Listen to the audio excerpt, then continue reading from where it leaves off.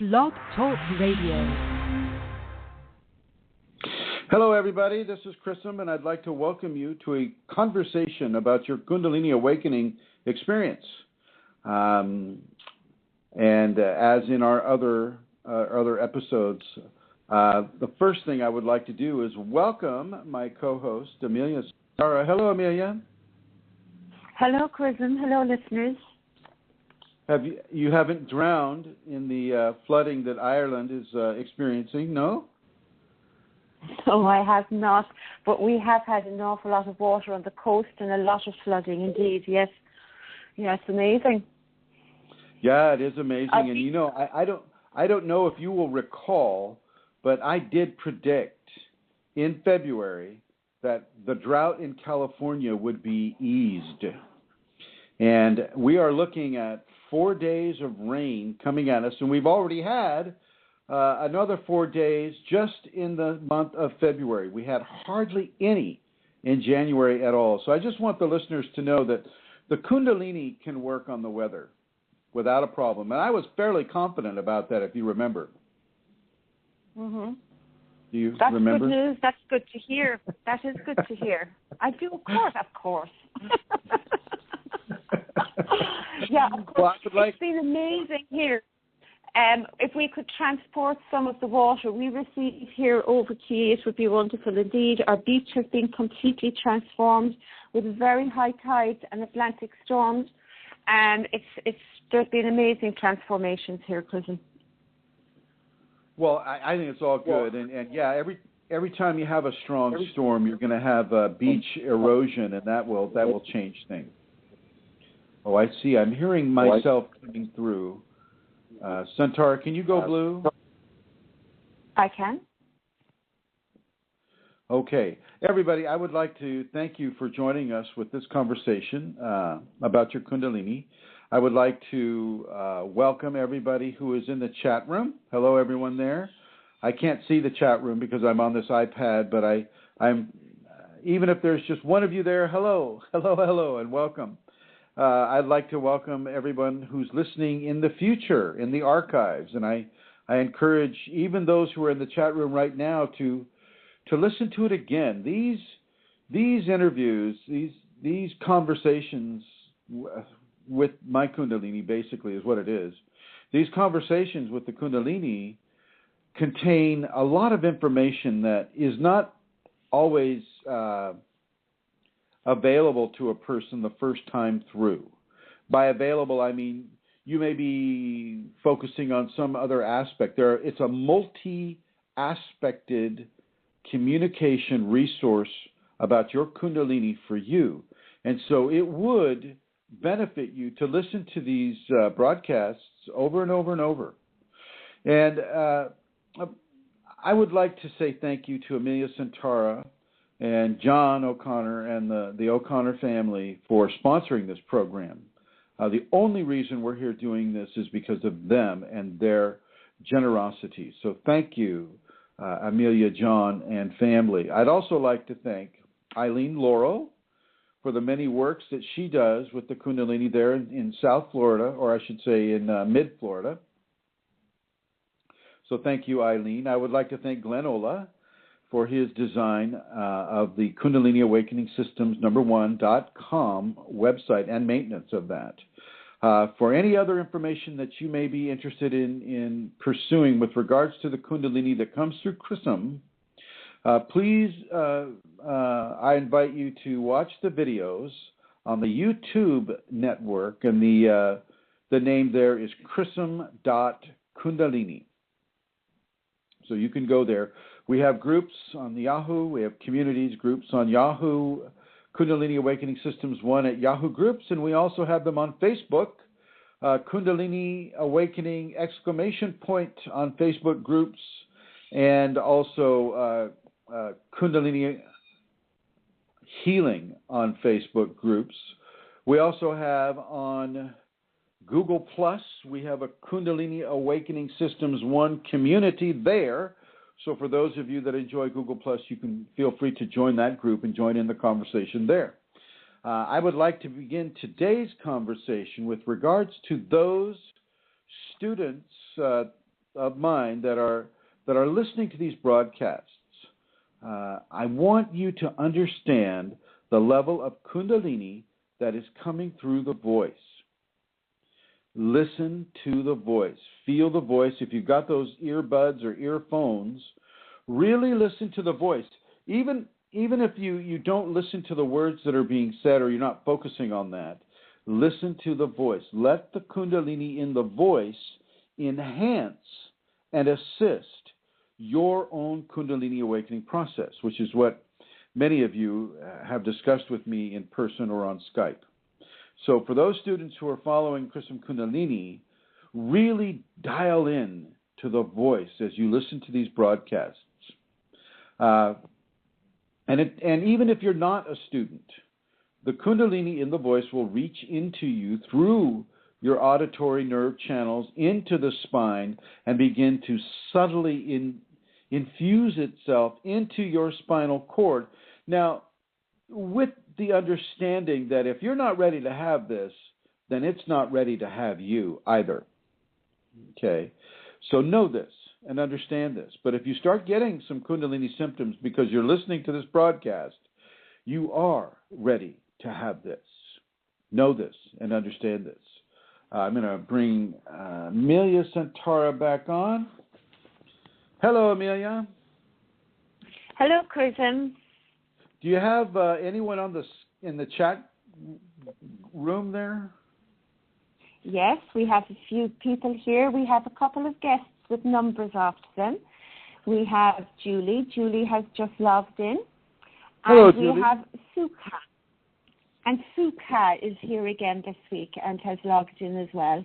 So we have 5 at the moment, but typically more people will join us in the next 5 or 10 minutes. Who was that last one? Sukha. Sukha? Sukha. Sukha. Yes. Well, hello, Sukha. Nice for you to join us. Thank you.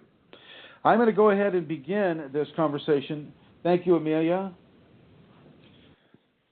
I'm going to go ahead and begin this conversation now. With this conversation, we'll be talking about attachment. Attachment as it pertains to the ego. And I think I've covered some of this in other broadcasts, but I'm being compelled to repeat some of that information for people because it's not a one shot and you're all taken care of. For some of these things, because we're so tied into our ego, we need to be reminded. Our ego actually needs to be reminded about the behavioral modifications we are initiating in order to receive more Kundalini.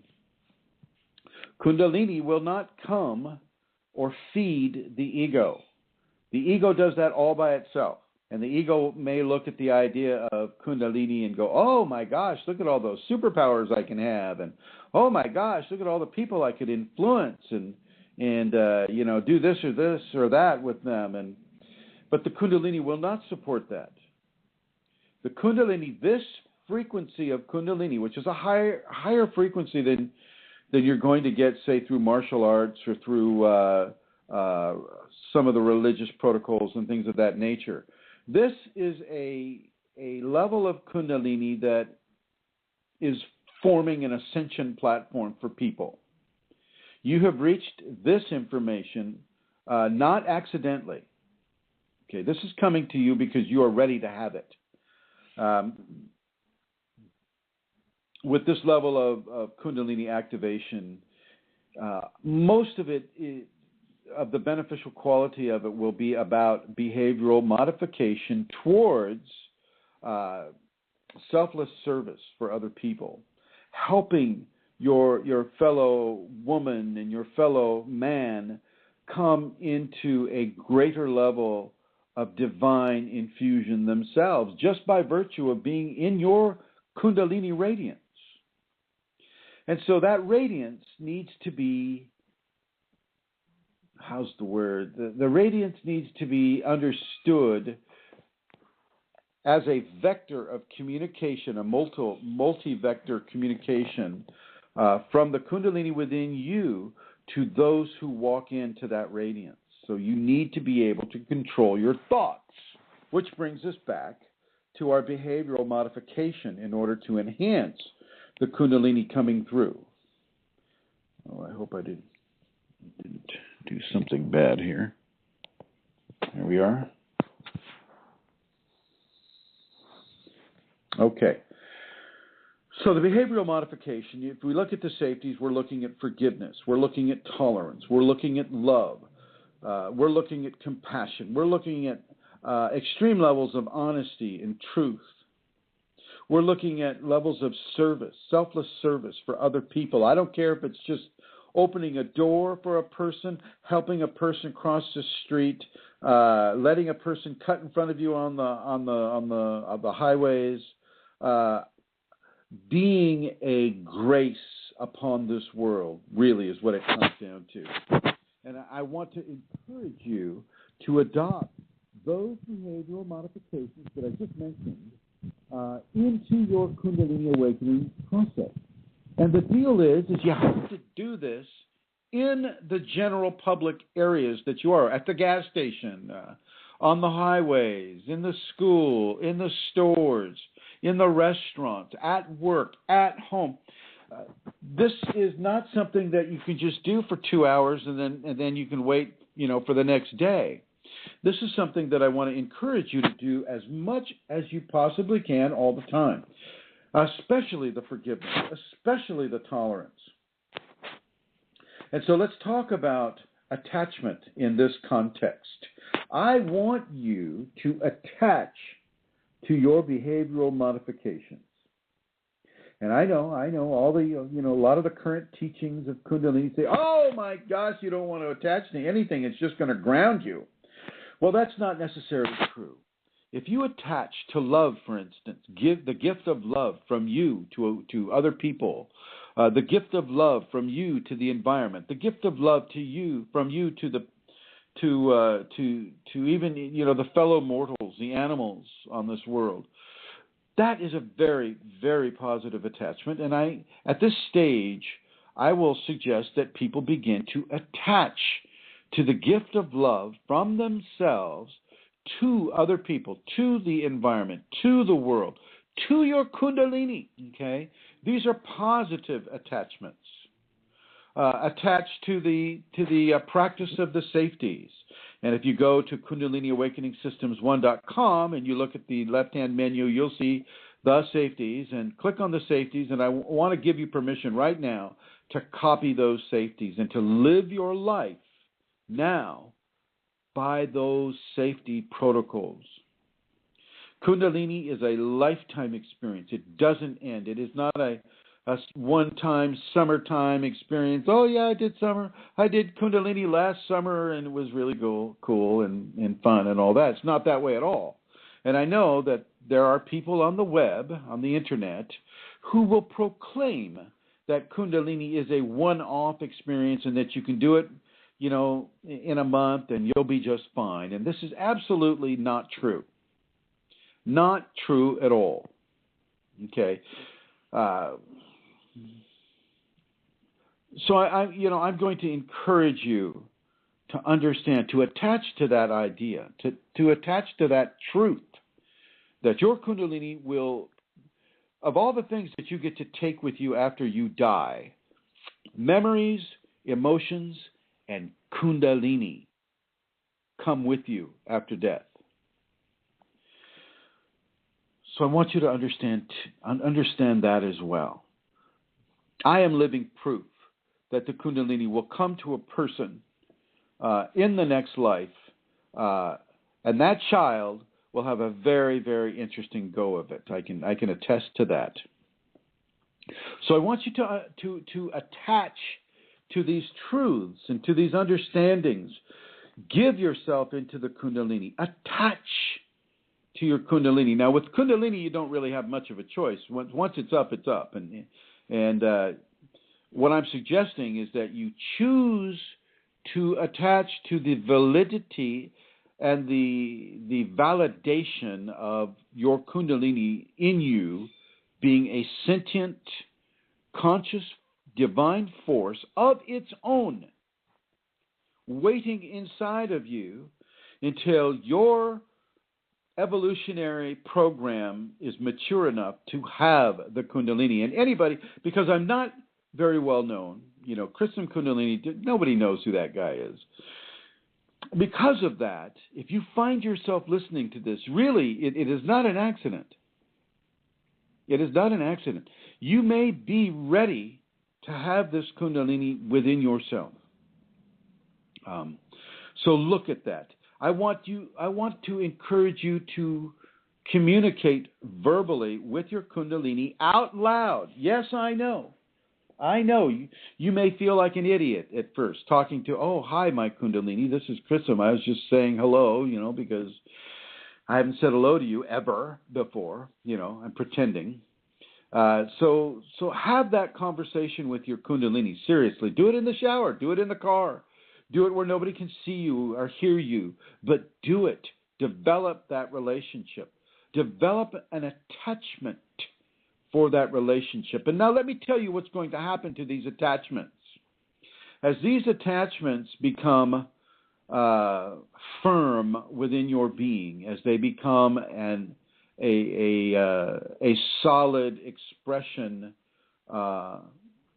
in your being and through your physicality, the attachment or the need to have that attachment will fall away, because you and the Kundalini will merge to the degree that those qualities that I mentioned, the honesty, the compassion, the forgiveness, the love, tolerance, these things will become part of who you are. And as I've said before, the worst thing that can happen to you is that you become a better person, a nicer person, a more loving person, a person that people want to be around, a person that people want to hear and to see and to touch and to relate with. And not just the people, but the animals, the insects, the plants. They will all enjoy your presence because of the attachments to behavioral modification for Kundalini that you have been doing. Now, I would like to give the guest call-in number is 347-934-0026. 347-934-0026. Our lovely sister Amelia is looking at the chat room, and if you have any question there in the chat room, please feel free to ask it. She will bring that online to us here. Also sitting with me here at the ashram is our Rosemary Goliath. And, she's also been going through this tremendous change, and yet she is getting phenomena to support the practice that she is doing. And don't get me wrong, it's not, her head is not being blown off. She's not flying around the ashram here, but she is getting Kundalini-based, temperature-based phenomena, and this is important to know. The Kundalini will give you a little touch of that. Now, I don't want you to attach to phenomena. Don't attach to the phenomena, but read the phenomena as if you would read a book, or you're reading a manuscript, or you're reading an instruction manual about you having Kundalini, and recognize the gift of the phenomena that's coming to you. And then through that recognition and through your enhanced communication with your Kundalini, allow that to just be and continue on normally, as you normally would with your life. Now, if the phenomena is quite large, say like, really heavy kriyas or things of that nature, then you and I may want to have a conversation on Skype. And just so everyone knows, my Skype ID is chrism.kundalini, all lowercase. And if you want to become a contact with me on Skype, send me an email at KF as in Frank, IR, I have to remember that, KFIRE, F as in Frank, OR, A as in Apple, LL, at yahoo.com. So that's kfire4all at yahoo.com. And drop me a line and let me know that you want to be a contact and and then we can go ahead and see how things are going with you. So feel free to do that, but really, really, really begin to modify the way you live your life towards the security of the Kundalini within you, towards the expression of the Kundalini within outwards to this world, to these people, to this environment. As above, so below. As within, so without. As your process matures, these attachments, these conscious attachments, will fall away because they will have been turned into defined behaviors. So in a way, you're redefining who you are and how you are for the benefit of the Kundalini to come into you. Now, I know that some of you, some of you folks who may be new to the information from Chrism Kundalini, a lot of people don't have levels of security within their Kundalini. They're afraid of it. They've gone onto the internet and they've Googled Kundalini, and Kundalini syndrome has come up, and oh my God, they look at the Kundalini syndrome and they go, oh my God, I don't want that.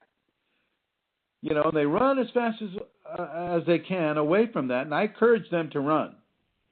But for those of you who kind of look at that and go, oh, okay, how do we avoid that?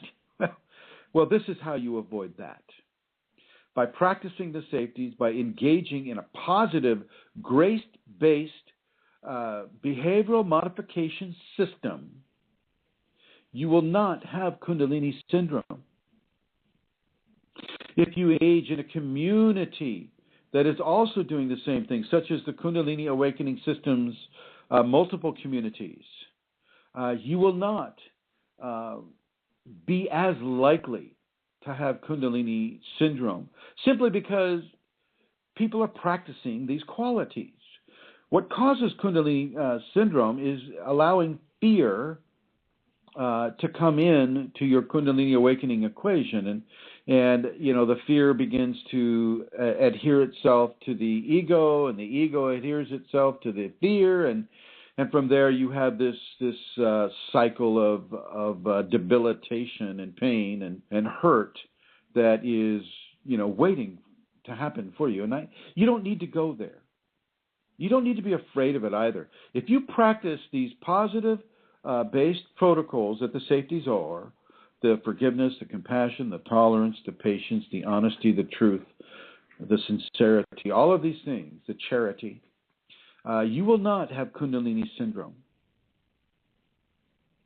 And you don't hear me speaking, in such absolutist terms very often, but I am right now about that. Now, let's see. Amelia, please feel free to come on and let me know if there are any chat room questions. Those of you in the chat room, if you do have a question, I would like you to feel free to ask it. Write it out there on the chat room, and Amelia will read it, and she'll relay it to me, and the Kundalini in me will give the answer to you as pertains to your question and situation. For those of you that would like to call in, the number is 347-934-0026.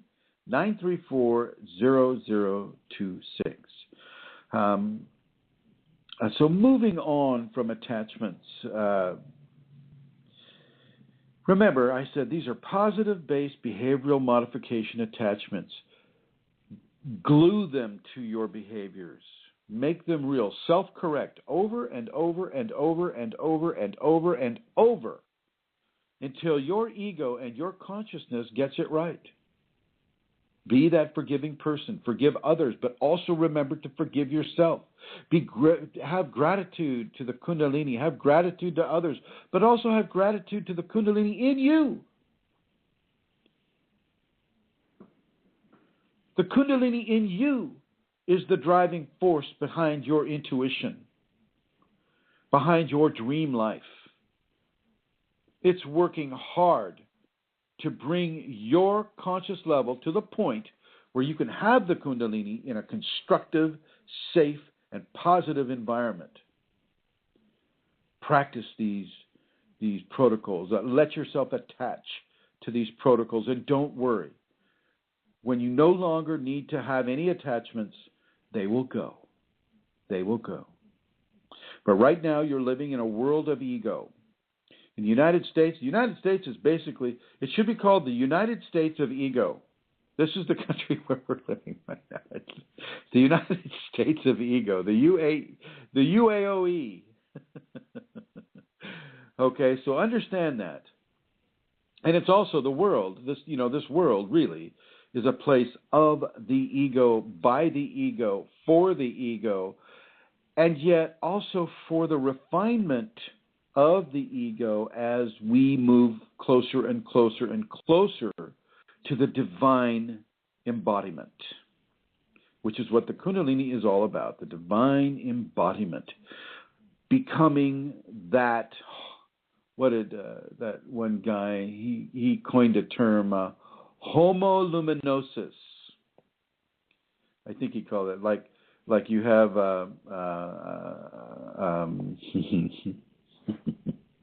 one of these words is failing me right now. Anyway, this would be a human being of light. And the light doesn't come from outside yourself, except in some of the final stages. It starts from within you. It starts inside you. Don't reach outside for the light. Reach inside for the light. The seat of the soul is your tailbone. So if you're sitting down right now, you're sitting on the seat of your soul, which is only appropriate. But the seat of the soul is in the tailbone. It is that divinity, that dormant divinity that is waiting to be awakened. And by these behavioral modifications, you will be able to awaken that force within you. Your ego right now may be going, wow, I can awaken this Kundalini. Kundalini, hell, it sounds like another noodle. I can do this. I don't need that Chrism guy. And hey, that's fine. That's fine. If you don't need that Chrism guy, well, that Chrism guy, you don't need to listen to him. But I will encourage you, those of you that may not have such a strong ego, to listen to me. And if you want to learn, you listen to these broadcasts. These broadcasts aren't costing you anything. So if you're one of those people that say, oh, well, if he's just giving that information away and it's free, well, then it's probably not worth very much because it's free. Well, I want you to feel free to donate to Kundalini Awakening Systems. Pay as much as you want or as little as you want. But do that. If this is what helps you own this information, then give a donation to Kundalini dash. What is it? Help me out here, Amelia. You're the one that announces this all the time. Okay, it is ascension-kundalini.blogspot.com. But actually, if you just put in Ascension Kundalini into the Google, it will come up for you. Ascension Kundalini. They're the two words to remember. Google it, and you'll get the website address. And on the top right-hand side is the donate button. That's funny that you couldn't remember. You can see how I am so tied into the greed-based monetary system here, right? Yeah. Okay, thank you. I'm really enjoying this, though. You talking about the safeties, because they have made such a difference in my life, Chrism. And I know they're positive-based modifications, for the safety for Kundalini. But what I learned over time is that they are really for the refinement of the ego. I didn't know that when I started doing them. I didn't. I mean, I was just doing the forgiveness, we'll say, because I knew I needed to forgive. So I was doing the forgiveness over and over and over. But I learned as time passed that refining the ego, that's the journey. That's so important. That is the journey. Anyway. You're absolutely correct. I mean, it really is. When a person comes out here to the ashram, like Rosemary has done, poor thing, a person will get a lot of opportunities for forgiveness because the Kundalini in me will initiate circumstances where forgiveness will be a choice. It will be something that you'll be able to choose to do or not to do, and then based upon your choice, your teaching will expose itself to you. But getting back to this, if you're one of the people that needs to pay a lot of money to have this information, then feel free to pay the money to the Ascension-Kundalini at blogspot.blogspot. Like she said, just Google Kundalini, Ascension-Kundalini in Google. It'll take you right there. There. Yeah. Thank you. So, yeah, pay for it then. Pay for it. I mean, we'll use it to further these broadcasts or to put on a seminar or to even pay the internet bill here. We'll use it in a very positive, constructive way. So feel free to do that, and feel free not to do that. It's up to you. Whatever you do your best to begin to initiate these behavioral modifications on yourself. Keep that tongue up behind your upper front teeth as much of the day and night as you can. Granted, you're going to be kissing and chewing and coughing and sneezing and talking and laughing or crying, but when you're not doing those things, put it up. And you'll also find that it goes up there naturally. It's not something that you have to train yourself to do with the eyes. The eyes up position is something more of a training. You'll have to train your eyes to look up as you're doing your meditation, things of that nature. You'll also notice that your thumb tip and your forefinger tip will want to join together. It's almost like magnets have been inserted into the fingertip and the thumb tip, and those magnets are positive and negative, and they attract each other, and zip, your hands are right together. Your thumb tip and forefinger tip are right together, and then just go ahead and spread the other three out. Do this as much as you can. I've done this. I have done this even when I'm working at a job, whenever I can put my fingers in that position, then I do it. If I'm driving and I can put my fingers in that position and still hold the steering wheel tightly, I do it. Okay? If I can walk barefoot on bare soil, I do it. If I can jump into 30-degree water with an ex-nun, I do it. Hi, Rosemary's sitting right next to me right here. She's just kind of laughing at that. That's what we did when we went to Shasta, as you know. Anyway, so really, really, really begin to change how you are. You are no longer the person you once were before you heard the word Kundalini. You are that new person. You are that nascent saint in the development stages. Okay, so here's a weird segue to this. This is the next topic the Kundalini wants to come to you with. And wow, this is real surprising because I've never talked about this so much before. Everything communicates. Inanimate objects communicate and animate objects communicate. All life communicates. The air communicates. The rocks communicate. Your plastic will communicate because it's oil-based. Glass will communicate because it's silicon-based. Everything has a level of communication with you. What you are in reality is a moving form of energy. It's kind of like, let's just say you're like a walking tornado of energy. Okay, a tornado that isn't ripping up the earth or anything except maybe if you do that. The Kundalini is basically saying everything partakes of your radiance, not just people. All creation partakes of divine radiance. And all creation includes things that you wouldn't consider alive, like a doorknob. You wouldn't consider a doorknob to be alive, but yet it is.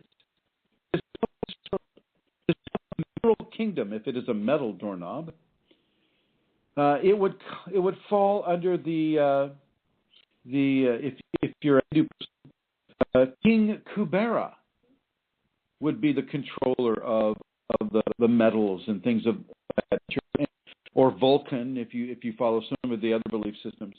So really begin to understand the level of communication that is happening to you. Different frequencies of energy offer different levels of density. Different levels of density will determine whether or not you can pass through it or not. Because if you're at a higher level of density, when you come in contact with a lower level of density, you won't be able to pass through it. That's why it can be so difficult to have a top-down Kundalini awakening from to density, which is a little more difficult. So understand that, know this, and realize that every step that you take, every breath that you take, every swallow of saliva that you take, everything that you do is a level of communication with the environment around you and within you. And the Kundalini controls all of this. The Kundalini is the divine consciousness that we call God or Goddess. Kundalini is God. It is divinity. It is within you. And you need to understand that. You need to understand that. You don't need to put a cross on your wall. You are a cross. Stand with your legs together and your arms outstretched, and you are that cross. You are a walking, talking crucifixion. If you come at it from a Christian angle, you bear that cross right now. And all the problems and all the issues that come with that cross, those are your challenges to overcome, and you will overcome them eventually. Maybe not today, maybe not tomorrow, but maybe next week. Unless you live in Ireland and, you're getting washed out into the Irish Ocean there, which, by the way, has no sharks because all the sharks have eaten each other, or maybe they partook of too much of the food that they served there in those pubs. No offense. No offense to the pub owners there in Ireland. You are the cross. You are the crucifixion. You understand this? When you put your legs together and spread your arms out wide, you are the crucifixion. You are that cross. And right where those two things intersect is what? It's your heart. And what is the heart the center of? It is the love and the communication of love. At the top of that cross, at the top of the heart, is the fifth chakra, which is your throat, which has to do a lot with communication. Spoken words, kissing, breathing. Ears, nose, and throat. And then right below that center of the cross is the third chakra. Has to do with you, the power of you, the confidence and validation that you give yourself. So that you can love others and they can love you because you have that love for yourself. You have that Kundalini. And it's not a self-aggrandizing love. It's not all about being prideful and boastful and says, yes, I've got Kundalini awakening. I'm a very powerful man now. No, it's not about that.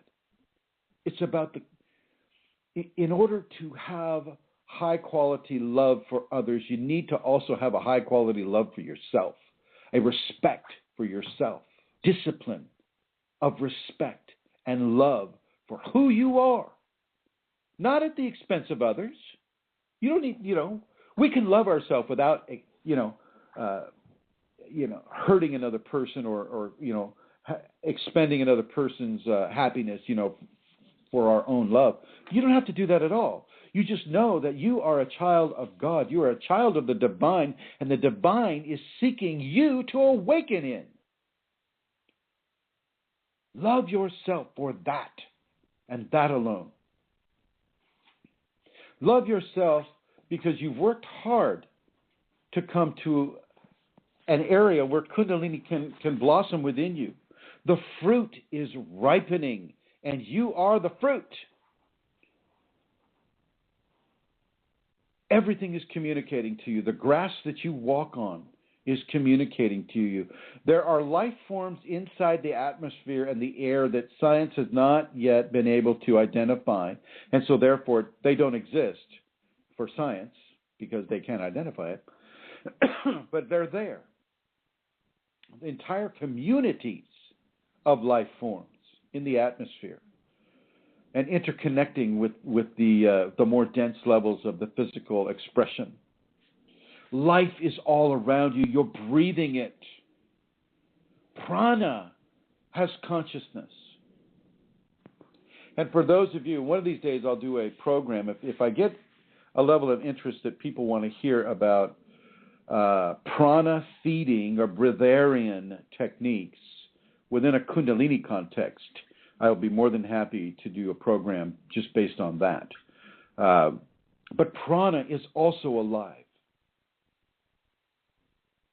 This cosmic radiation that the scientists call it, that is also conscious.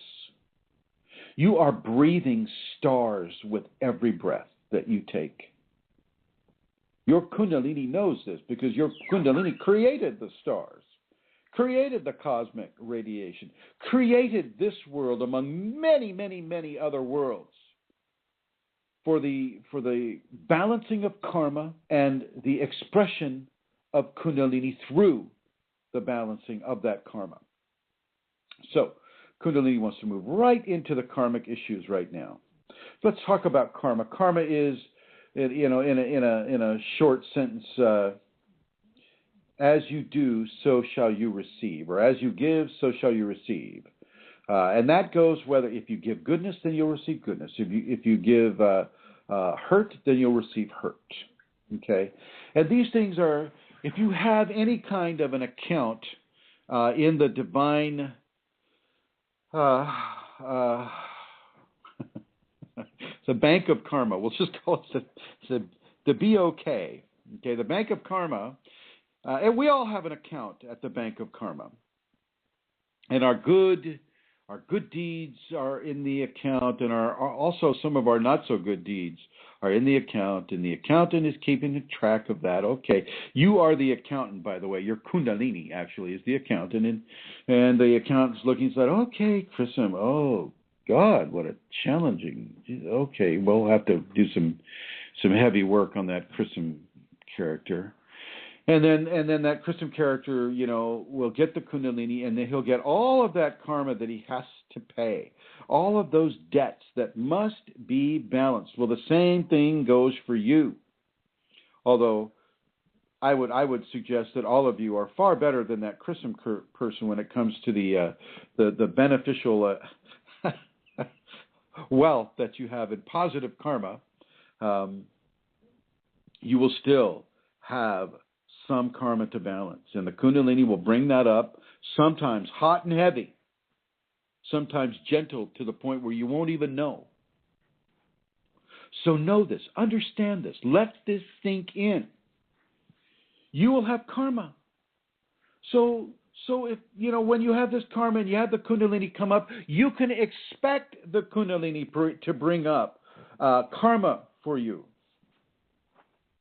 And it's not doing this because it's mad at you or it's angry at you or it's just like, well, let's have some bad things happen to Chrism today. No, it's there because you need to get it balanced.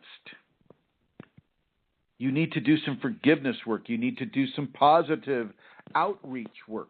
Or you need to do something that is a little more difficult, such as help train a child. And sometimes when you're training a child, you have to have tough love, right? Just like when the Kundalini's training you and gives you a painful kriya that you have to go through and it won't let you get out of it. Well, that's Kundalini tough love. That's the Kundalini tough love. Or you lose your job or your relationship falls apart right in the middle of your Kundalini awakening. Well, that also has to do with karma and karmic balancing. And that also has to do with attachment as well. If you're attached to negativity, well, that will only last a certain amount of time before you'll be forced into positivity. Kundalini, because it is, as the Sanskriti people would say, it is the Maha force, M-A-H-A force, which means the most powerful force. Because it is that, it will allow you to make mistakes for only so long before it interjects and begins corrective measures. And those corrective measures may come out during your initial pre-Kundalini spinal sweep awakening activities. So as you're practicing, shall we say, as you're practicing your Kundalini yoga or your yoga or whatever Tai Chi, 5 Tibetans, as you're practicing these exercises, karma may get stirred up within you, and the first ones that's going to come up are the ones that need to come up the most. These are the immediate needs. Let them come up, realize, and have a certain level of understanding that karma is going to come up with the Kundalini. You don't know how much, and you don't know of what kind. And so you just need to trust the Kundalini in you. Remember, have that conversation. For many of you, the Kundalini will respond. It may not respond in words, but it may respond in a thought or an intuition or a vision or even a tactile temperature somewhere on the body that would signify a yes or a no or a hi or hello or, a form of communication that is just between you and the Kundalini. Karma is going to happen for every single one of you coming into the Kundalini. Certainly has happened to me. Karma is going to happen for Rosemary, sitting next to me right here. It's already happening to her. I'll let her speak to that a little bit. How have you felt, Rosemary? How have you felt since you've been here at the ashram that your karma has been expressing itself to you by virtue of the teachings you've received and the, shall we say, the communication from the Kundalini that has come to you? There have been a number of things that have happened during the night of my sleeping, just an image in a dream or high temperature in my body once in a while.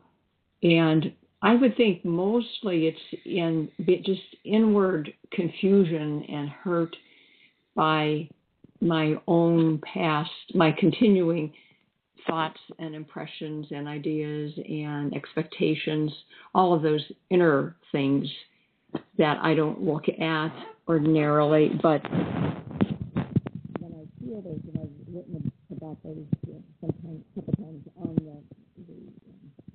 the Awakening System on the Facebook group, that confronted with those over and over.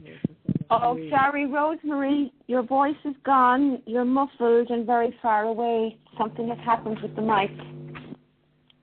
Okay, thank you. Can you hear me, Amelia? Hello. Yes, Chrism. Yes, you're coming in. You're coming in clearly. Yes. Okay.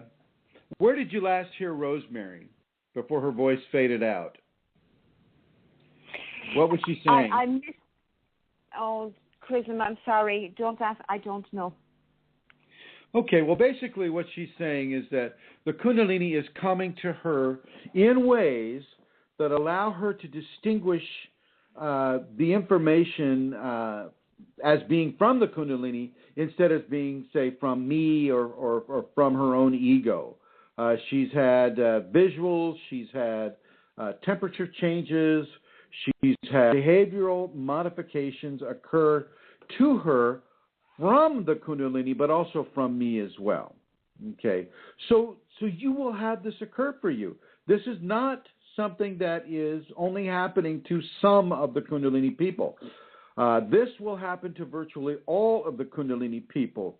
Kundalini will communicate with you.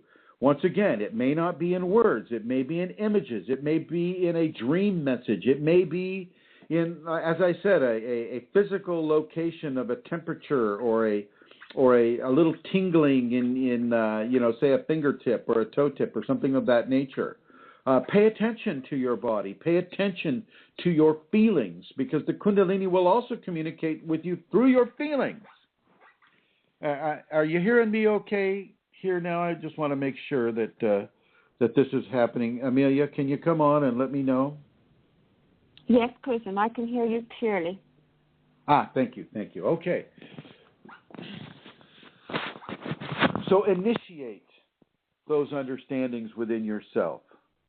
Allow yourself to feel and communicate with the Kundalini. Now look, at first your feeling of the Kundalini is a gift. And you don't always get to start out with that gift. Matter of fact, that's a gift that comes a little bit later. You need to begin to create an environment where the gift of the Kundalini can grow. And you do that by practicing the safeties. These safety protocols work. They are a standalone Kundalini awakening technique. If you do them every day, and I have some people doing them twice a day, you're going to get it. You're going to get it. You don't need me to Shaktipat you. Well, some of you might. But you practice those safeties, and you begin your Kundalini awakening journey. Practicing those safeties includes balancing your karma. Balancing your karma. Now, you can do good things that begin to balance your karma, and I suggest that you do. One of the good things is I would suggest that you go back to the Fukushima healing event that we had and begin your own Fukushima healing work based upon the Huna, H-U-N-A, prayer technology that was discussed in that conversation. Do the Huna prayer work for the Fukushima disaster that is currently happening in Japan and the Pacific Ocean. Remember, there is no Atlantic Ocean or Pacific. Sorry, Chrism, you're gone again. Wow. Oh, you're back again. Okay, yeah, it's it's as if you dropped the mic, which you obviously haven't, but that's the effect of it. Oh, thank you. No, thank you. I'm gonna go ahead and repeat. Where did it cut off? Were you listening or were you sleeping? No, I wasn't listening. It cut off. It's like, I'm doing 100 things here, actually. No, you need to say what you were saying again about the Fukushima. You had said about the Huna prayer technology, and it went after that. Thank you, my dear. Thank you so much. I don't know what's going on, but I'll just continue it again.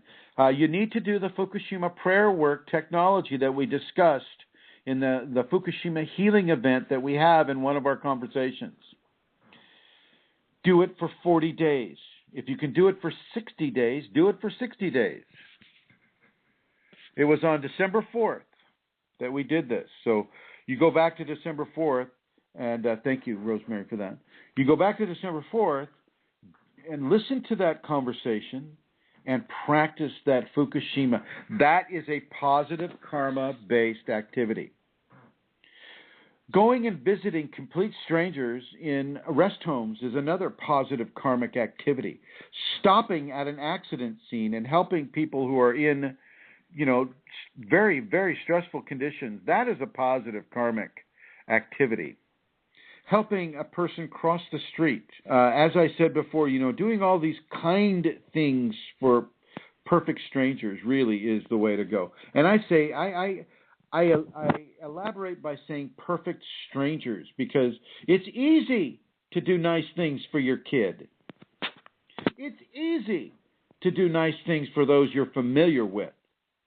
It's harder to reach out into the population and do those same things for perfect strangers.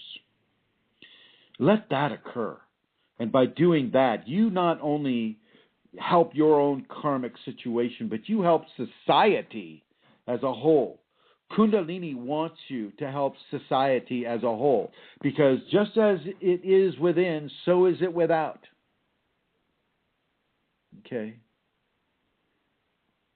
As you experience this love within, well, so can others experience the love that is in your radiance for themselves. You might just cause that person not to commit suicide that day. You must just cause that person not to be so upset or so angry or so erratic. Far your kindness reaches. It reaches very, very far. And it's cumulative. The niceness that occurs from you that affects that person standing in line at the grocery store with you will extend to their loved ones and then extend to other people through them and so on and so forth.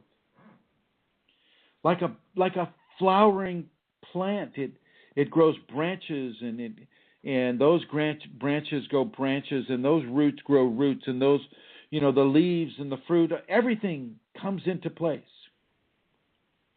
Everything comes into place. So do these things. Practice these things. Allow yourself to have the benefit of this information that is giving you very clear, concise instructions on what you need to do to clear yourself of karma. Karma that would block the Kundalini if you do not do it, or if you just decide, well, I'm really happy being a mean person.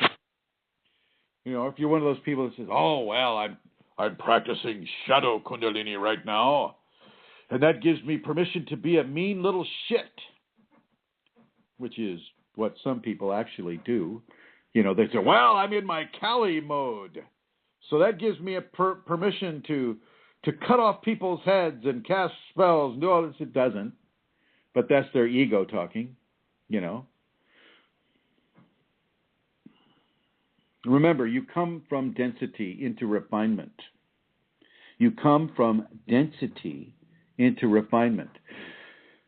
You don't go back into density because you think that you're being given permission to express your dark or shadow side from the Kundalini. No, doesn't work that way. All you're doing is just creating more karma that creates more blockage that can create more pain for you to go through.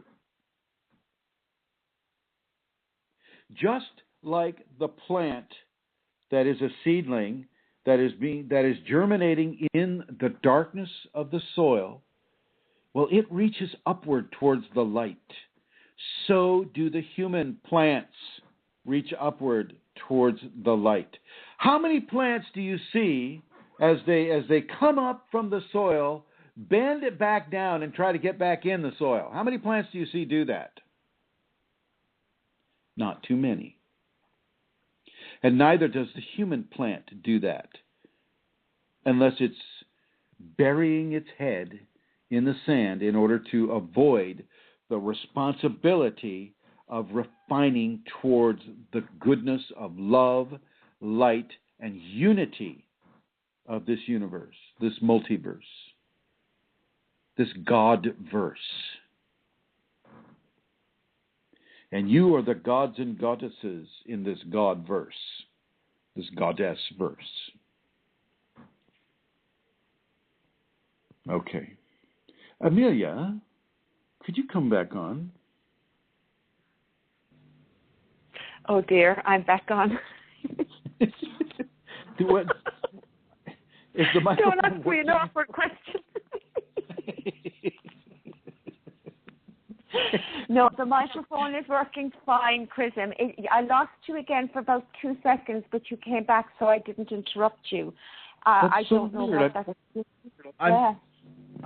I'm barely holding this thing. I mean, I've got my fingertips on the corners here, but I dropped the iPad in Yosemite. Maybe that has something to do with it. Yeah. I cracked that. I cracked the face of it. Great. Oh. Anyway, so if that is happening and it's my fault, then ladies and gentlemen, I apologize profusely. Okay. Okay. Well, now, it's fine again. Okay, very good. Are there any questions from the chat group? No, there are no questions. Julie put forward the suggestion, of services of haircuts, shaves, and hugs for the homeless as being a way. Very nice, very nice, very nice. And Rosemary, she makes sleeping bags for the homeless as well. I mean, we all can help each other within our means. If you're an extremely wealthy person, well then, buy 100 sleeping bags for the homeless, or buy them food, or, do these things. My father, before he passed, he was buying homeless families turkeys and food for them. I mean, he was spending thousands of dollars doing this. And he wasn't really, he wasn't standing around taking credit for it either. And I don't recommend that anybody do that. Selfless service without feeling the need to be rewarded with congratulations, or just know that you've done good and accept it and walk away from it and continue with your day. Kind of like what you do, Amelia, when you give your Kundalini infused therapeutic touch. Yeah? Yeah, indeed. I would like you to speak a little bit on that right now, if you would, just to let people know what it is and what you're doing since I brought it up. Please do that. Okay. Well, Kundalini-infused therapeutic touch is a little bit, I suppose, it describes what happens. Chrism, can I just ask you a question? I can hear myself 3 times as I'm speaking. Can you hear an echo? Well, let me try putting myself on hold here. Okay.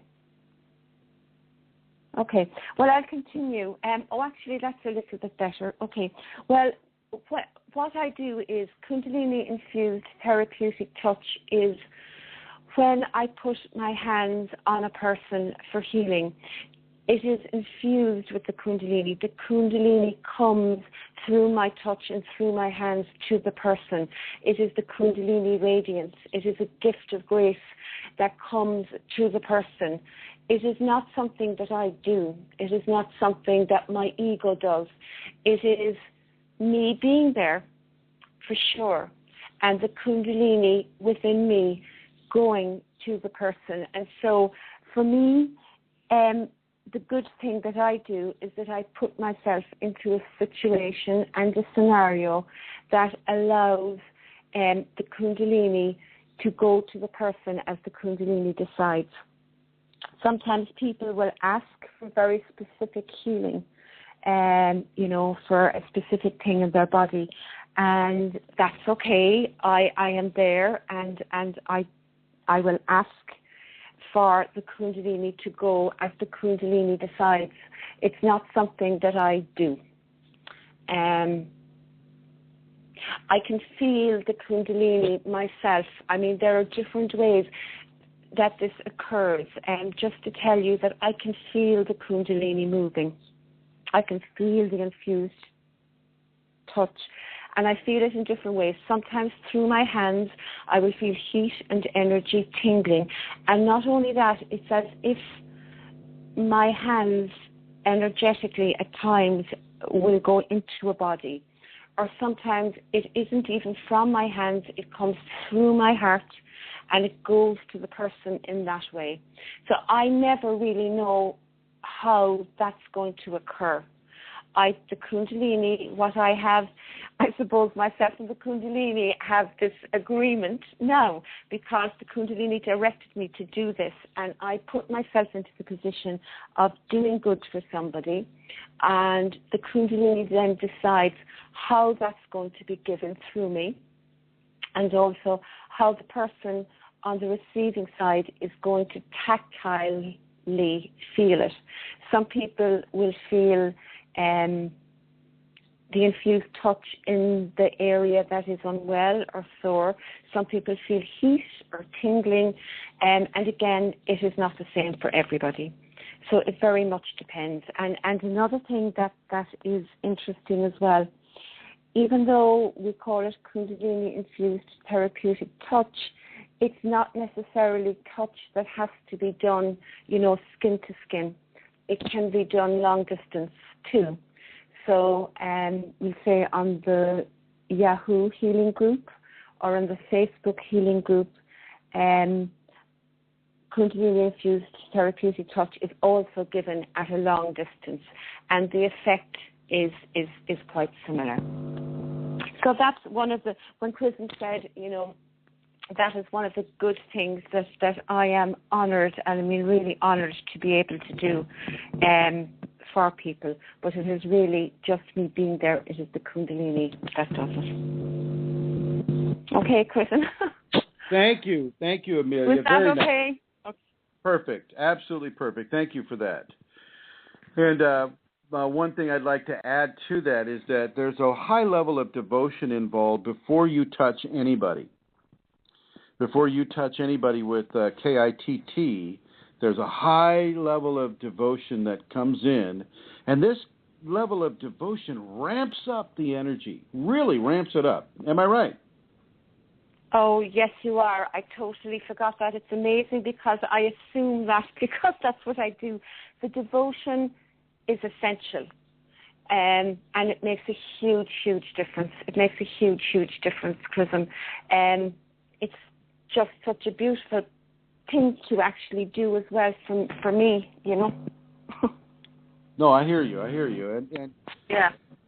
Yeah, it's definitely a gift that works both ways. When you do the KITT, Kundalini Infused Therapeutic Touch, it's a gift that is received and a gift that is given at the same time. Because I am surrendering to the Kundalini, I am in devotion to the Kundalini. There, at that particular moment, I am, it is, it's a beautiful. I actually need to stop now because I'm going to.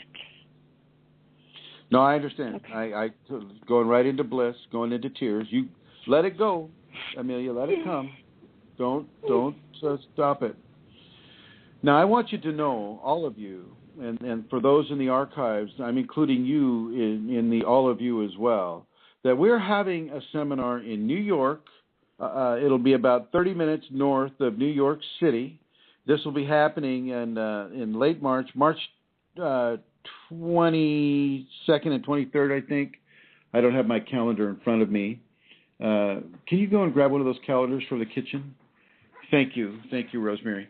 We're having a Kundalini Awakening seminar in upper, I'm going to call it upper New York State because it's, well, at least it's above New York City anyway.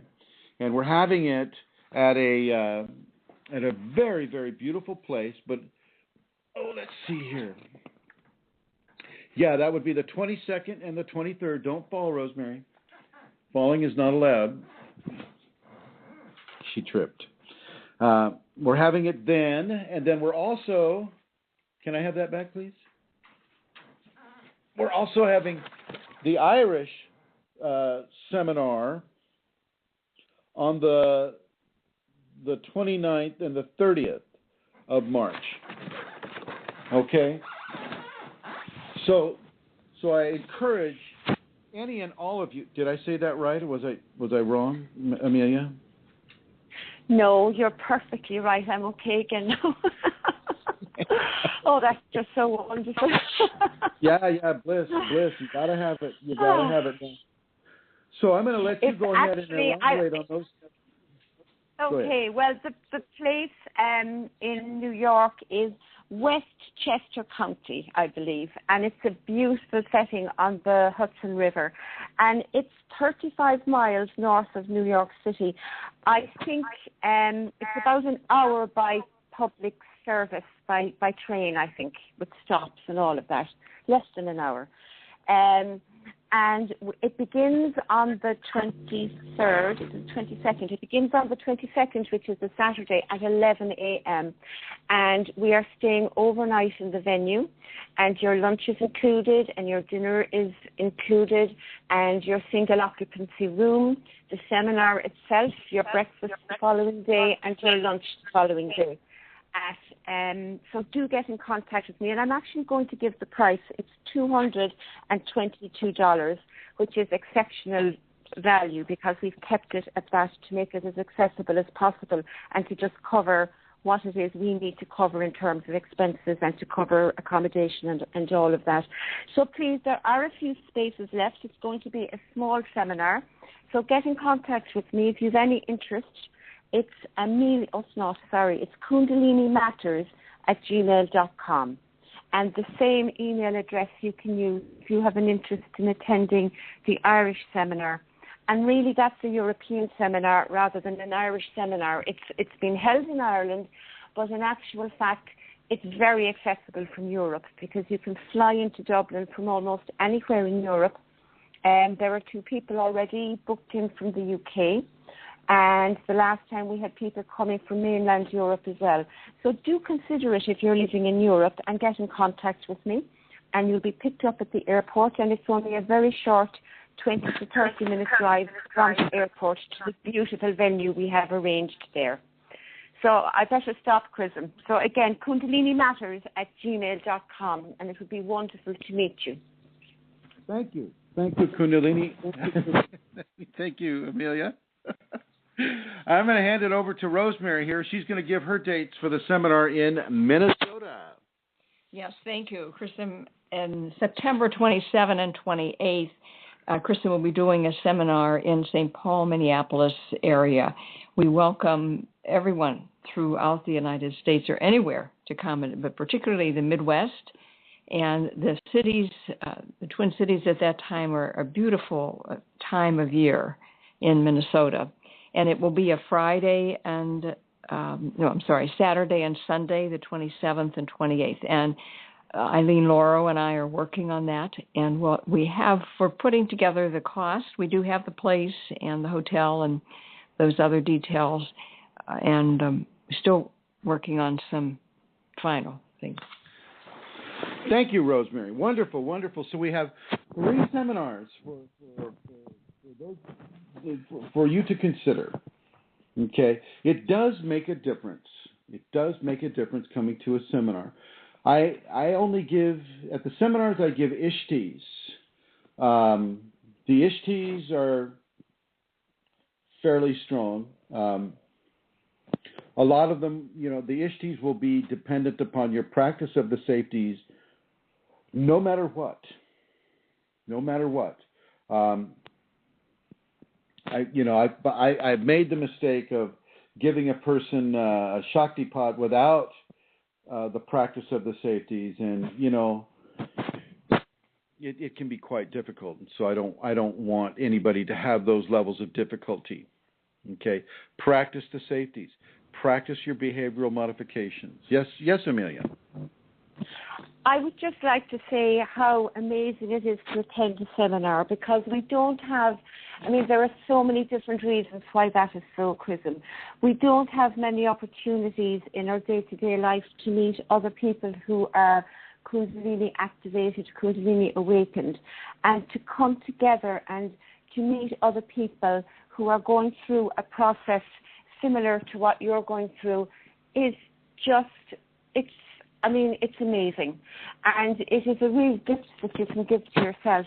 To then actually meet a Kundalini awakened teacher such as Chrism and to spend time with him is again a gift that you give yourself because, new understandings and new perspectives on what it is that you're actually going through open up for you.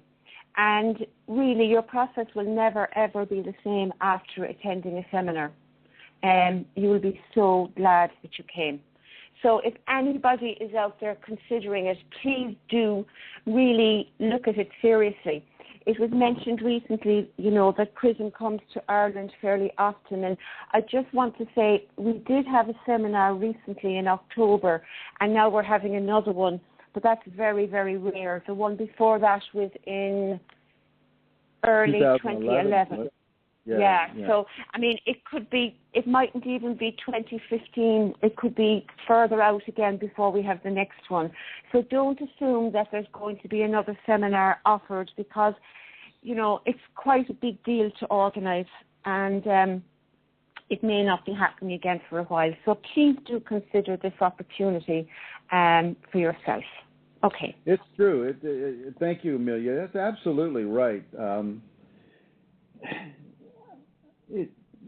For those who never travel, then yeah, it can seem like I'm in Ireland, but it's not the case. I don't travel to Europe that much. It's just that when I do travel there, I try to stay as long as I can, and that makes it seem like I'm Mr. Jet Set. I got to tell you, I'm the poorest traveler on the jet. People ask me, "Oh, where are you going? What do you do?" And I tell them, and first of all, they get that quizzical look on their face. What's that? What's Kunalini? And I tell them about it, and a lot of people respond very positively. The radiance on the airplane is quite strong, and it's a beautiful experience. But I don't do that much traveling because I don't like leaving Lasha here all by herself. That's not fair to her.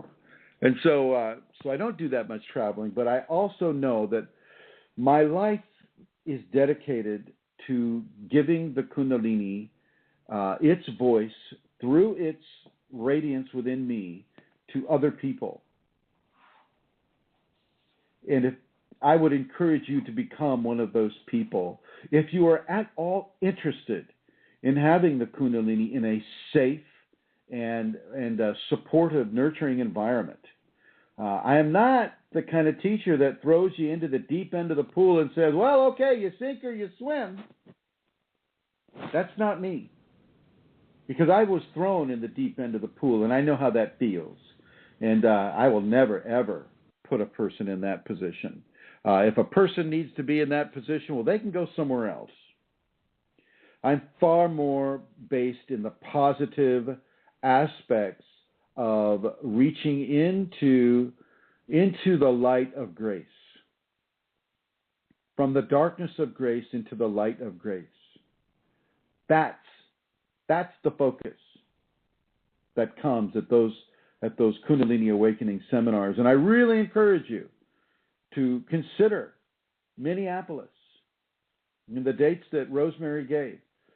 Minneapolis is a beautiful place. St. Paul is a beautiful place. And Eileen, Laurel, and Rosemary have both lived, over a decade in this area. They know where the best spots are. They know where you can get the organic food. They know, they know the area. And they're looking out for you. They're trying to find the very, very best venue. And they've got it. They've got a beautiful venue. And now they're just at the point where they're just getting some of the final organizational situations in line. Okay. And the same goes for the New York. I have seen the pictures of the venue in New York, and really that is such a beautiful deal. The New York scenario is it's a gift from God. Seriously, it is beautiful, and what they're including in that is amazing, and it's really hard to beat that kind of a situation. And with Ireland, this is near Newgrange. This is near where the last seminar, and we went in to Newgrange, and I don't know if you recall, we came out with spiders in our hair and things like that. Tiny little spiders, baby spiders, and nobody had a problem with. Well, some people were surprised. I wasn't surprised because Newgrange really is all about the Kundalini.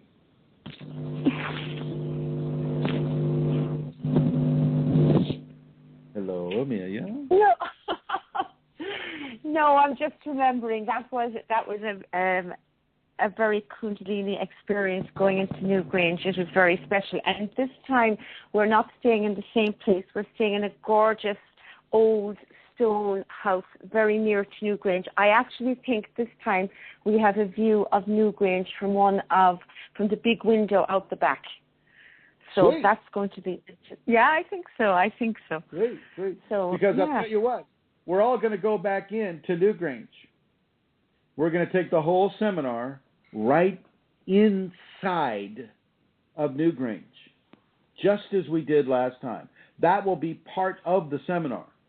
Everything works out well. We will go in. We will walk to the Newgrange Visitor Center. We will take that bus.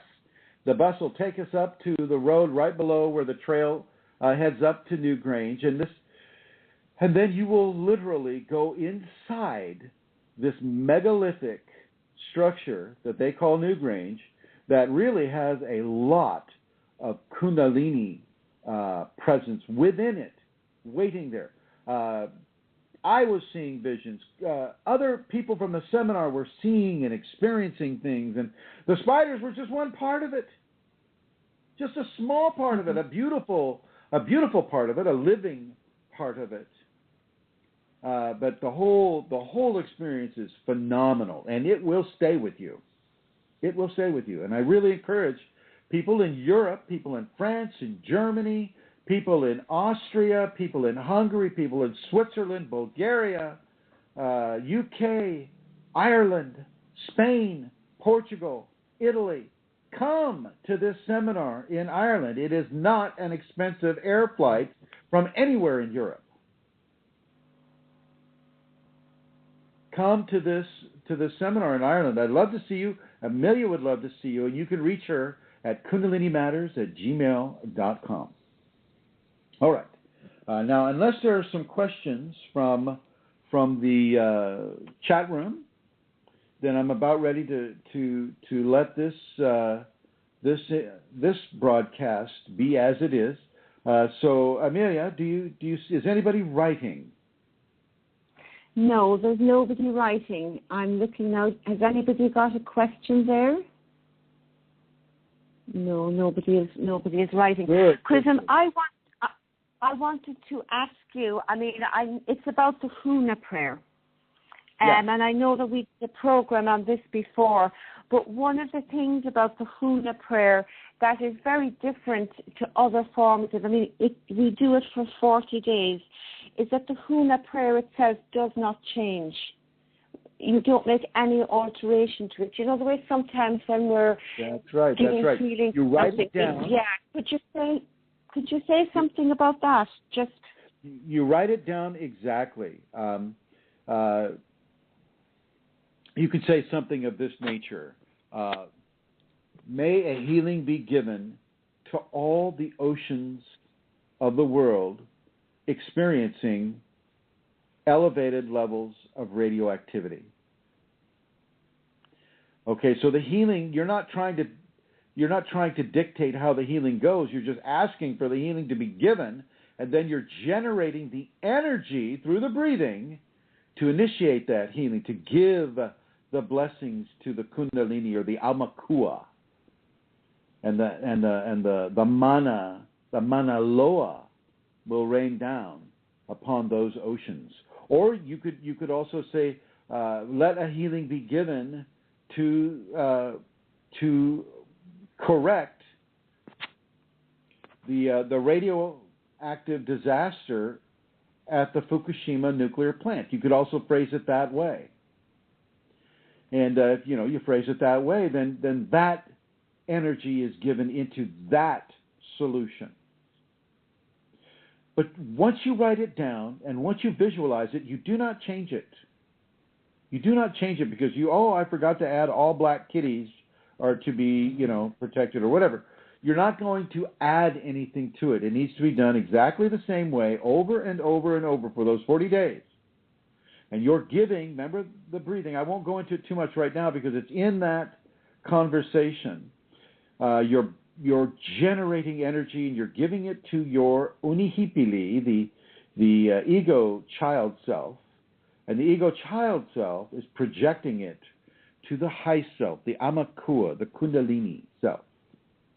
So that way, no aspect of our being is being ignored, because all aspects of who we are important, and we count. The community that you are, from every cell and every bone, you are a community of the Kundalini. You got approximately 17 trillion of you walking around in that body that you are. Okay? Use this. Do this. Bring yourself some positive karma. Balance maybe some of the negative karma that you have waiting for you. I want to thank everybody for listening. I want to thank Amelia and Rosemary and Eileen and everybody who contributes their hard work to these understandings, to this information. And remember that if you want a healing for yourself, but you're not willing to make changes, then you're not willing to create the environment to receive that healing. You won't get the healing.